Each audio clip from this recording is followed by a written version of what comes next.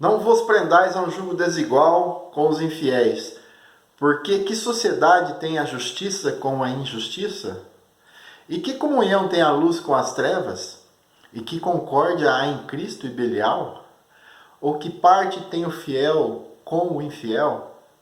E que consenso tem o templo de Deus com os ídolos? Porque vós sois o templo do Deus vivente. Como Deus disse, neles habitarei e entre eles andarei, e eu serei o seu Deus e eles serão o meu povo. Por isso, sai do meio deles e apartai-vos, diz o Senhor. E não toqueis nada imundo, e eu vos receberei. E eu serei para vós pai, e vós sereis para mim filhos e filhas, diz o Senhor Todo-Poderoso. 2 Coríntios, capítulo 6, versículos 14 ao 18. Muito bom dia, meus amigos. Estamos mais uma vez, hoje vamos falar do capítulo 6 da segunda carta de Paulo aos Coríntios.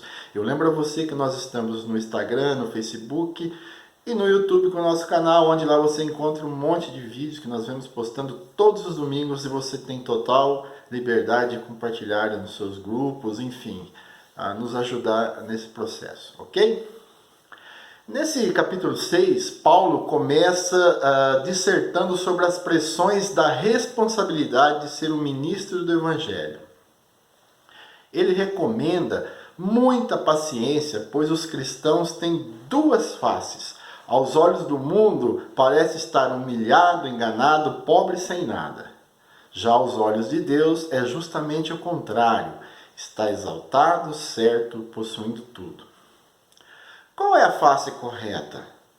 Certamente aquela dos olhos de Deus, pois só o verdadeiro cristão sabe de suas responsabilidades.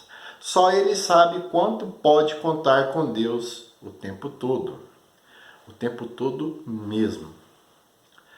As exortações do apóstolo nesse capítulo podem parecer severas demais, mas vieram de um coração dilatado, alargado, como está lá no versículo 11.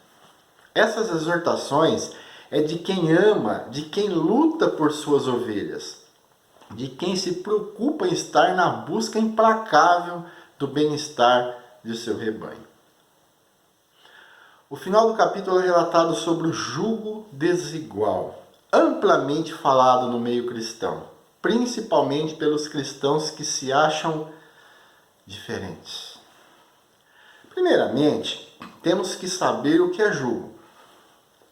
É uma peça de madeira usada para atrelar bois à carroça ou arado, chamado de canga. O meu saudoso pai, na sua juventude, foi carreiro e ele me explicou quando eu era menino que a canga tinha que ser colocada em dois bois parecidos no tamanho e na força para executarem as tarefas sem um sacrificar o outro. Porém, o que vejo é muito cristão que nem sabem o que é jugo, desmerecer relações e acabar com casamento sem saber o que estão falando. O jugo desigual acontece em todas as camadas da sociedade, inclusive dentro da igreja. Existem muitos pastores, por exemplo, que não possuem sensibilidade de perceber que o seu ministério não tem aprovação divina. Isso mesmo, existem muitos pastores que estão nessa condição sem aprovação divina e que suas esposas perecem sem um fiapo de amor e de atenção. Está aí um jugo desigual. Evidentemente que um cristão não deve se relacionar com um satanista, mas querer a promoção de um relacionamento só entre membros de uma mesma igreja dita cristã soa como soberbia e arrogância.